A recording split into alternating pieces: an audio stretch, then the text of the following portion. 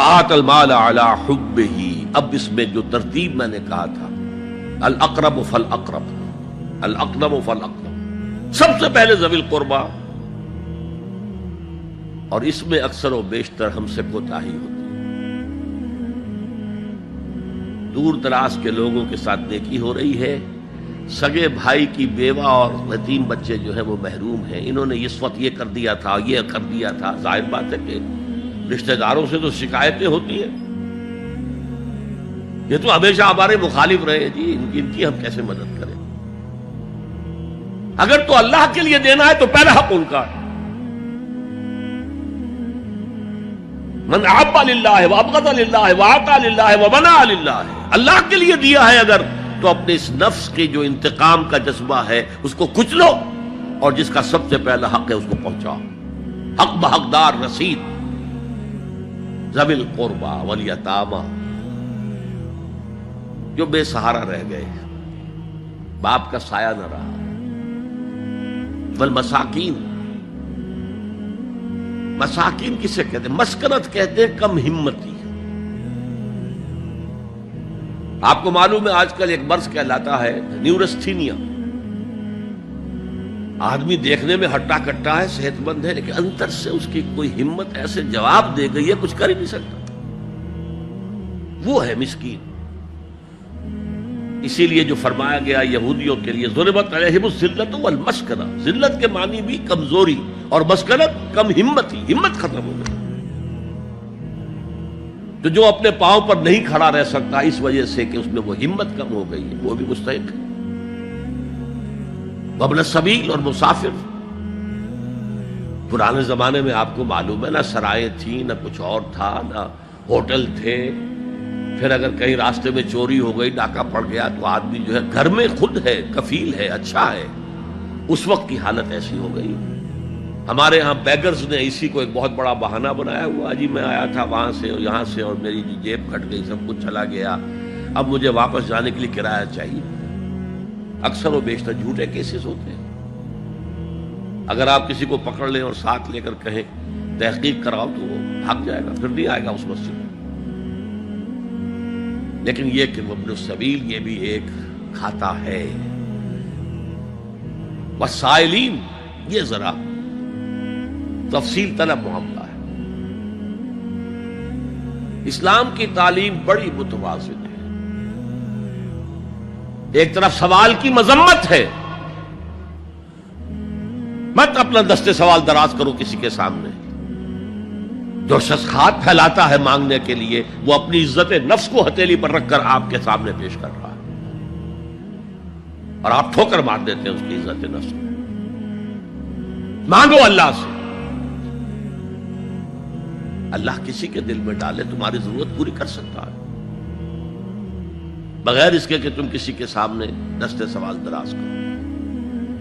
تو سخت مذمت ہے، اور خاص طور پر بیگری جو ایک انسٹیٹیوشن بن گیا ہے، ایک پیشہ بن گیا ہے، وہ تو اسلام کی تعلیمات کے منافی ہے۔ اور جس طرح کی ہم خیرات بانٹتے ہیں، 5 روپے کا نوٹ دے رہے ہیں مانگنے والوں کو، مسجدوں کے باہر سمجھ رہے ہیں ہم نے حاتم طائی کی خبر کو لات مار دی، حالانکہ حقیقت میں آپ انسٹیٹیوشن آف بیگری کو سپورٹ کر رہے ہیں۔ کسی ایک کو لے لو، آؤ چلو مجھے اپنا گھر دکھاؤ، مجھے بتاؤ تم واقعی اس قابل ہو یا نہیں ہو، اور پھر اس کی مدد کریں، لمسم کریں۔ پھر وہ 5 روپے نہیں، ایسی دیں کہ وہ کچھ اپنے پاؤں پر کھڑا ہو سکے۔ میں نے 1 روپیہ نہیں کہا، آج دیکھیں 1 روپیہ تو اب کوئی شے نہیں رہی، لیکن یہ کہ 5 روپے کا نوٹ بھی آپ نے تقسیم کرنے شروع کر دیے، یہ کیا ہے؟ والسائلین وفی الرقاب، لیکن دوسری طرف سائل کو جھڑکنا نہیں ہے۔ ولا اما السائل فلا تنہر، جھڑکو نہیں۔ اچھا بھائی نہیں، معاف کرو، میرے پاس اس وقت آپ کی مدد کے لیے کچھ نہیں ہے، میں کچھ نہیں کر سکتا۔ تو ان دونوں کے درمیان اصل میں معاملہ ہونا چاہیے، بلکہ یہاں تک بھی فرمایا سائل کو ضرور دو، چاہے وہ گھوڑے پر سوار ہو کر تمہارے دروازے پہ آیا۔ کیا پتا اس کی واقعی الجھن کیا ہے؟ تو سوال کی مذمت اور سائل کو جھڑکنے کی ممانعت، حتی الامکان خالی ہاتھ نہ لوٹاؤ، اس نے اپنی عزت نفس اپنی ہتھیلی پر رکھ کر تمہاری سامنے پیش کر دیا، اسے ٹھوکر نہ پاؤ۔ لیکن جیسا کہ میں نے عرض کیا، یہ انسٹیٹیوشن آف بیگری جو ہے یہ ایک علیحدہ شے ہے، بالکل اس کا اس سے کوئی تعلق نہ سمجھیے۔ وفر رقاب، رقاب جمع ہے رقبہ، گردن، فک رقبۃ او اطعام فی یوم ذی مسغبۃ یتیما ذا مقربۃ او مسکینا ذا متربہ۔ فک رقبۃ، کسی کی گردن چھڑا دینا۔ اس وقت سب سے بڑی ایپلیکیشن اس کی تھی غلاموں کو، کنیزوں کو اپنے پیسے سے خرید کر آزاد کر دینا، بہت بڑی نیکی، بہت بڑی نیکی۔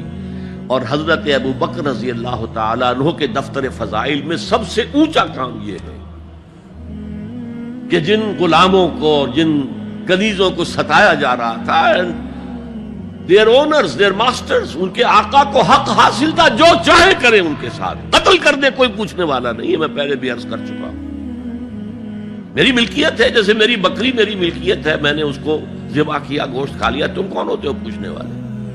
میرا غلام تھا، میں نے قتل کر دیا، تم کون ہو پوچھنے والے؟ ان کو حضرت ابو بکر نے خرید کر آزاد کیا اور منہ مانگے دام دیے۔ حضرت بلال کے لیے امیہ ابن خلف نے اتنی بڑی رقم مانگی، حضرت ابو بکر نے کہا ٹھیک ہے لو۔ باپ نے کہا بھی ابو قحافہ نے، ابو بکر کو کوئی غلام خریدنا ہی تھا تو کوئی طاقتور آدمی جو کام آ سکے کہیں، اس کو خریدنا چاہیے۔ مجھے کیا پتا ابو بکر کس لیے خرید رہا اور کس کے لیے خرید رہا ہے۔ آج کے دور میں اس کی اپلیکیشن ہوگی، کوئی شخص جو ہے اگر قرض میں اس طرح جکڑا جائے کہ لاکھ ہاتھ پاؤں مارے نکل نہیں سکتا، اس کو کوئی لمپ سم مدد دے کر اس قابل کیا جائے کہ وہ پھر اپنے پاؤں پر کھڑا ہو جائے۔ یہ نہیں کہ اسے آپ ہر مہینے کچھ رقم دیتے رہے مینٹیننس کے لیے، نہیں، اس سے تو وہ اسی پوزیشن میں رہے گا۔ یہ بعض مائنورٹی کمیونٹیز کے اندر یہ معاملہ موجود ہے۔ کوئی بھائی اگر گر گیا ہے کاروبار میں تو اس کی پھر ایسی مدد کی جائے کہ وہ پھر آپ کی صف میں آ کر کھڑا ہو جائے، respectable members of your community, وہ اس شکل میں پہنچ جائے۔ یہ بھی فک و رقبۃ اس کی ذیل میں آج کل آئے گا۔